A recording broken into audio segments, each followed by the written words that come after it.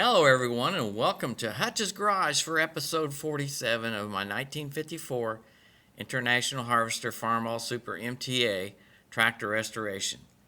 Finally, in this episode I will install or mate the engine to the transmission. The big question is this: can one person do this by himself? Please note that this video footage was taken at an earlier date. I'm at the stage now that we can lift the engine and connect it to the transmission. The reason I'm so slow on this, to get this together, I've debated whether to paint the transmission and engine outside. Well, the weather here changes every day. It's very windy off and on, and I need to take it out, take the rear hubs off, and that's going to take time and everything else. So I finally decided to paint the engine and transmission inside my shop here. So the first thing we're going to have to do is lift it up, take the blocks out underneath. We will level this face here with the rear face of the plate on the engine.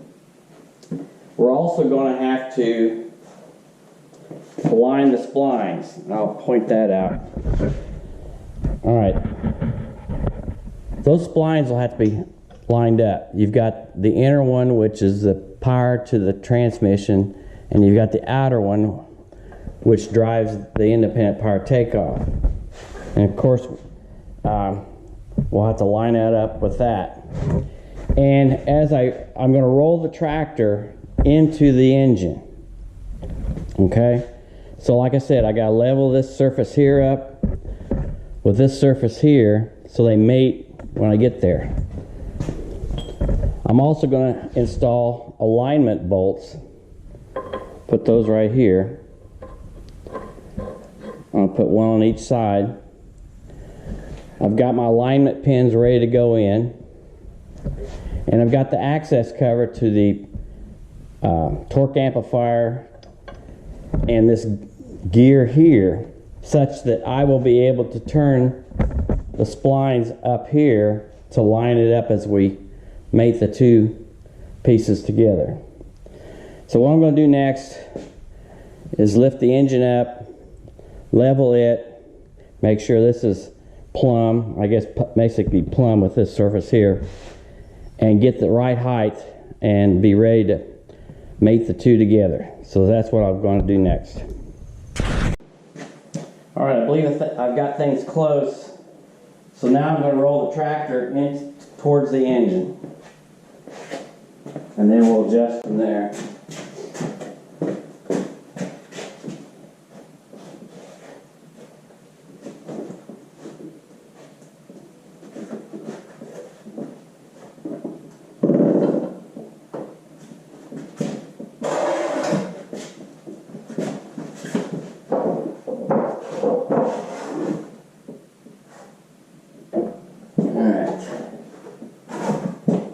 There.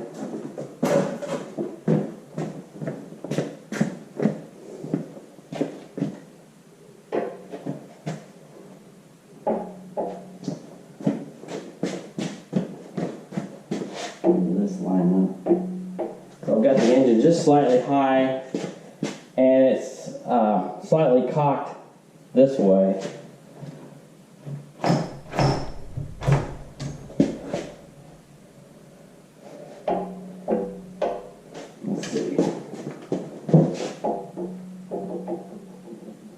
Yeah, we're still high, even high on that side.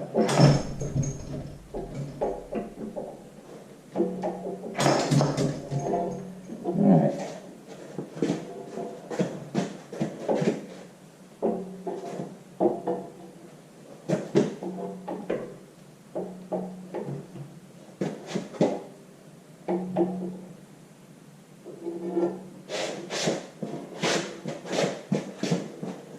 And I'm doing this by myself, so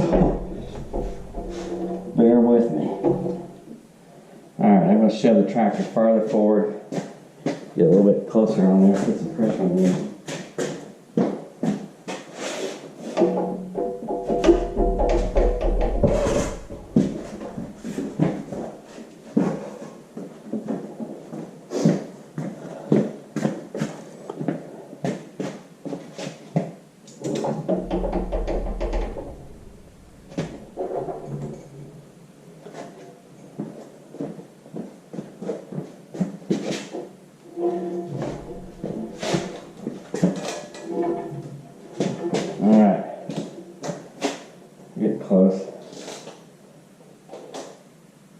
So I've got these two surfaces plumb with each other.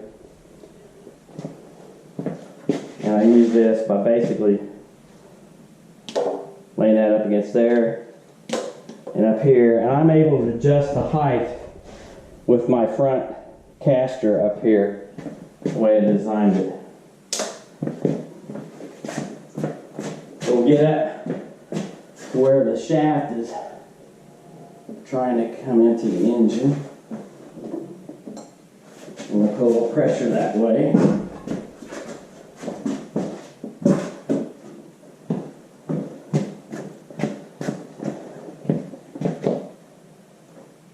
Need a flashlight.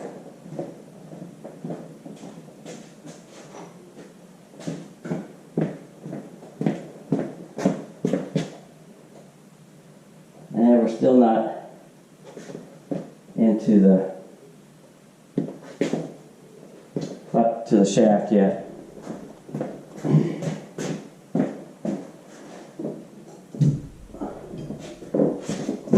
Wiggle the engine some.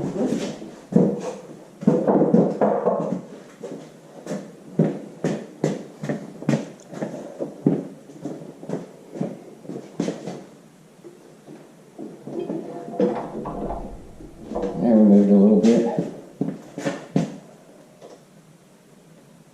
Alright, it's just now going in through that first blind.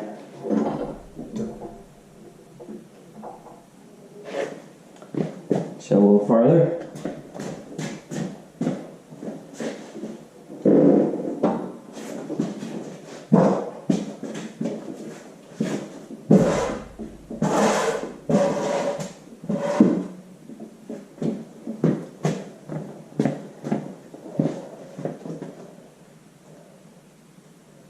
Alright, we're close.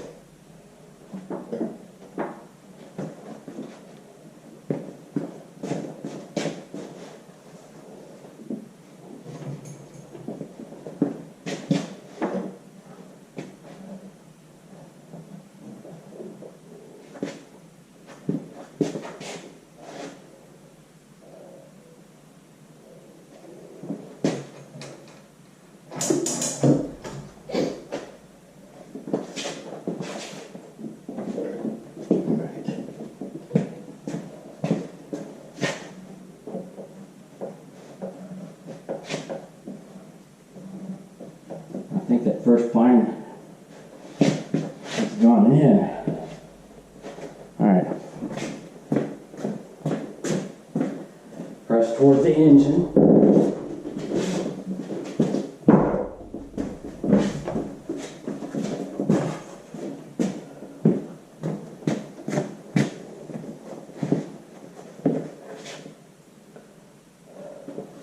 I think she lined up. Alright, let's wiggle her.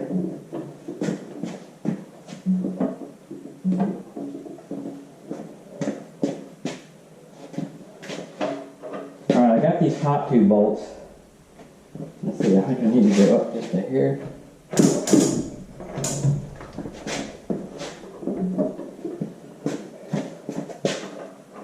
And that started. And that one started.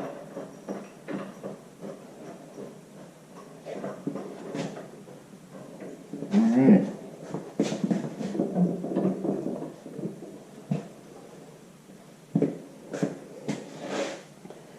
So I'm going to tighten these bolts up, draw the engine to the bell housing here. I've got a couple other bolts I'm going to mount here to keep this good and tight until I get the frame that goes here. There's 1, 2, 3, 4 frame bolts that go right here. You've got an attachment here, plus then the front bolster out front. So we successfully connected the engine to the transmission. And then what I'm going to do to paint this thing, I'll be moving my stand that I have and the caster, and we'll put a plate under here, that actually a piece of wood that'll catch both this engine plate here and the casting to support the front. And that area won't be painted because of that, but we'll take care of that after we get the front bolster on and wheels. So that's how one man connects a Super MTA engine to the transmission. It can be done. So that was a big step for me, that right there. I've put the bolts in. These are the temporary bolts. I installed on both sides to pull the engine into the bell housing, and then also tighten down these. But before I tightened down these and completely installed these, I knocked in the alignment studs that go at the 1 o'clock position on this side. And if you look over on the other side, on the right side of the tractor, that one's at 7 o'clock. And I had them greased up, and I just took a rubber mallet and I had a nut on top of here and just pounded it in. They should go in easily if you've got everything lined up properly. Then after that point, you get these all the way seated down. Then you can start tightening these bolts up, which I've done. I just want to point that out. What we're looking at is the rear clutch housing cover, and it contains the Independent Power Takeoff Seasonal Disconnect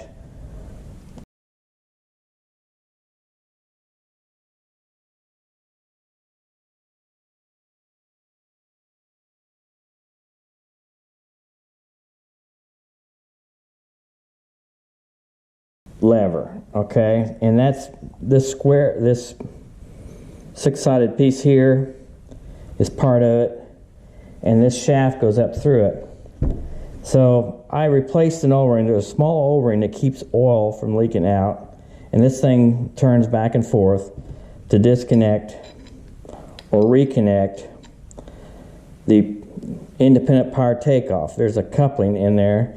I've showed it earlier, and I'll show it again when I put this cover on. So I replaced this O-ring. This went to my general hardware store, and I'm going to coat this with grease, the shaft.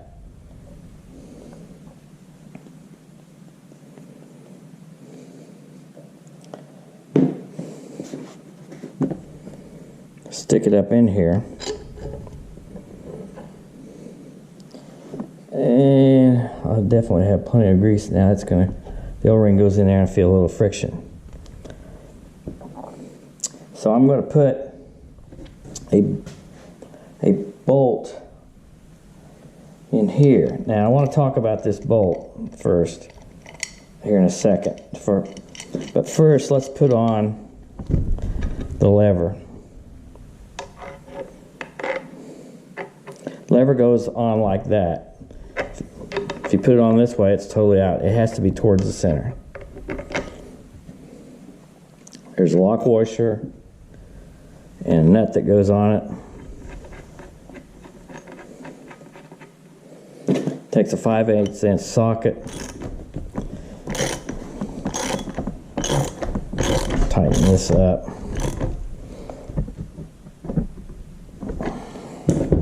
All right, back to under here. There's two positions.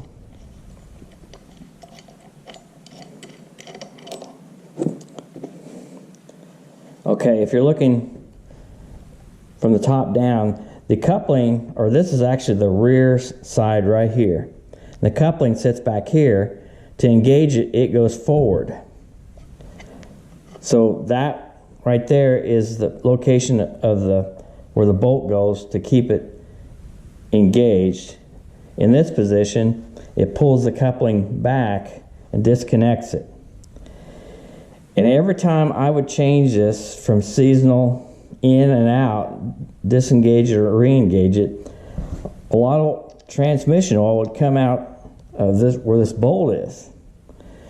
And after I took this cover out, what I found is this casting would have been a nub of cast iron right here, and somebody had put a long bolt in here such that it broke this piece that covers this cast iron and knocked it out. So oil was, every time you pulled this out, oil would be coming out.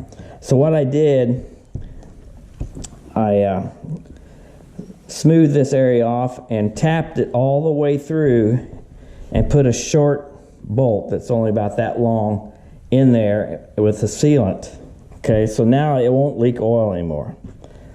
So that's what I wanted to talk about on that. So I'm going to put this back in position where it's engaged. And that's where we'll have it when we put it on the tractor. Okay, there's a lock washer that goes on there too to hold it. So this is a shorter bolt than what was in there. There are 9 bolts, 3/8 inch bolts, that hold this cover on. And this is the gasket. And I'm going to use the Indian head shellac gasket sealer for this. So that'll be my next step. So we're underneath the tractor, looking at the clutch housing. Here's the transmission and rear end housing there. So this is clutch housing. I had the rear cover on here for a little bit and I took it back off, and I'm going to stick it back up, but I want to show this. Right up there is the coupling for the seasonal disconnect on the independent power takeoff. Now I'm going to disengage it, reach it up in here, and I know you can't see when I move it, but now it's disengaged. And then I'll reach back in and put it back in. So that's what that lever controls. There's a little round piece that goes in that slotted area there. All right. This is the independent power takeoff secondary drive gear here. And as I turn that, you can see it turn independent power takeoff seasonal disconnect coupling. So I'm going to set the camera back down on the ground. We're going to put the cover on. Up here a little bit better. Right there. So I'm going to grab the cover. And we're going to make sure this round piece here engages that there. And it should, because I've got it in the position like this, which means it should be connected. All right. So I'll put the cover up here. Okay, it feels like it went in. Grab a bolt.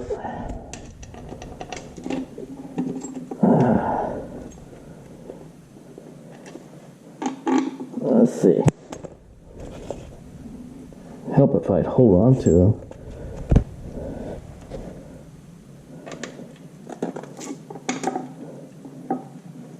Alright, I got a bolt there. Feels like I'm in. Okay, I got that one started. Put another one in.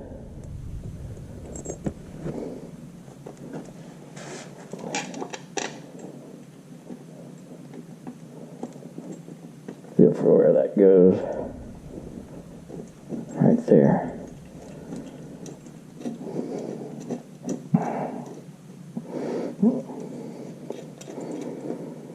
Now, like I said, there's 9 3/8 inch bolts that tighten this thing in. We're going to disconnect this, and I should feel this.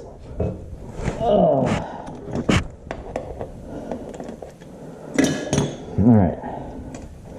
So I'm taking the lock bolt out that locks this disconnect lever in one place or the other. So it's in the engaged position now. And if I was missing that, it could move way past it. So, okay, there it stopped. So right now it's disengaged. I'm back to engage and I can't go any farther. So that means we've caught that slot and we're lined up properly. And I'll put the rest of the bolts in off camera. The next cover I'm going to put on will be this independent power takeoff secondary gear cover that goes right here on the clutch housing. And there's 8 bolts, 3/8 inch bolts to hold it on. I'll do that off camera. So there's that. And we'll snug everything down, make sure it's all tight. That's all the time we have for in this episode. Thank you for watching this video. If If you like this video, please hit the thumbs up and subscribe to my channel. Please continue to join me for the next episode as I restore and rebuild this 1954 International Harvester Farmall Super MTA tractor.